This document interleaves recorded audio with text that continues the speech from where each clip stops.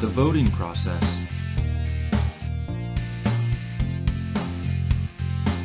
Voting is a really important feature of democracy.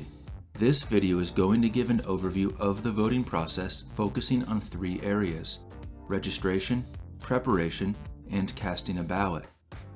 Every state, except North Dakota, requires citizens to register prior to voting. In some states, like Pennsylvania, a citizen must register before Election Day. In other states, like Minnesota, a citizen can register on Election Day. The National Voter Registration Act of 1993 has made it easier to register because all states must give citizens the opportunity to register when dealing with a government office handling services like driver's licenses, public assistance programs, and disability programs. When registering to vote, citizens may register as a member of a political party or as independent, meaning not belonging to a party. Something to keep in mind when deciding whether or not to join a party is that in some states, only party members are allowed to vote in a party's primary election. So for example, when Democrats in Pennsylvania choose one candidate to be their party's nominee for president, only citizens registered as Democrats can vote in the Democratic primary. Before Election Day, preparing to vote is important. Voters should gather information about the issues and candidates from sources such as candidate speeches, news media outlets, debates, campaign ads, and others. Voters need to discern factual information from misleading information, biased information, and outright lies. This is not always easy to do, but it's worth taking the time to figure it out so you actually vote for the best candidate for you. There's no right way to decide which candidate to support. It comes down to selecting a candidate who best matches your priorities. Some common ways of thinking about this include choosing the candidate who supports the most issues a voter cares about, supports the most important issue for a voter, has the most experience, has the best character, is someone a voter most identifies with, has the best chance of winning, and will keep the status quo or bring the most change.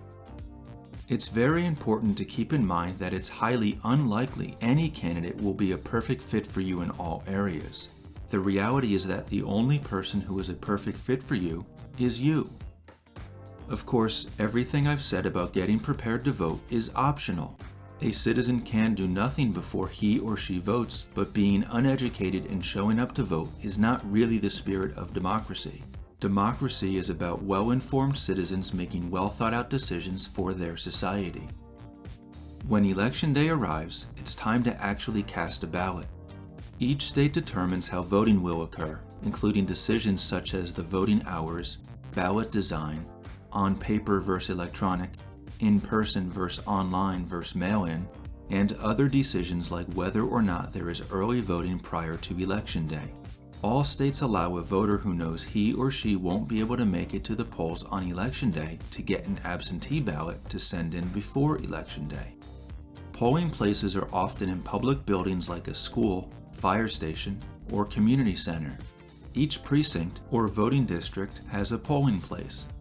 The exact procedures a voter must follow vary by state and by precinct.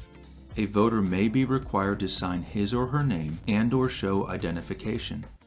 People have a right to assistance for issues involving language difficulties or disabilities. The idea is to make sure everyone who is eligible to vote can actually vote. Voting is often a quick process. Once you get your ballot, it will not take long to complete and submit it. Some states do not do a good job of creating enough polling places, so voters may need to wait in line, but seeing a news story about someone waiting an hour to vote is not the normal situation. Most voters wait 10 minutes or less. However, your polling place may be busier, especially during certain hours. Voting is by secret ballot. This prevents pressure or intimidation from family, friends, employers, poll workers, or anyone else. After the polls close, each polling place reports the results and sends the ballots to the canvassing board, which is the official government group that counts the votes and certifies the results. It's typical for the election results to be announced the same night the polls close, but sometimes vote counting can take longer, especially if it's a close election. Overall, the voting process is rather simple. Check to see what the requirements are where you live and be sure to meet the deadline to register if there is one. Pay attention to current events so you are well informed, and make time on Election Day to go and cast your ballot.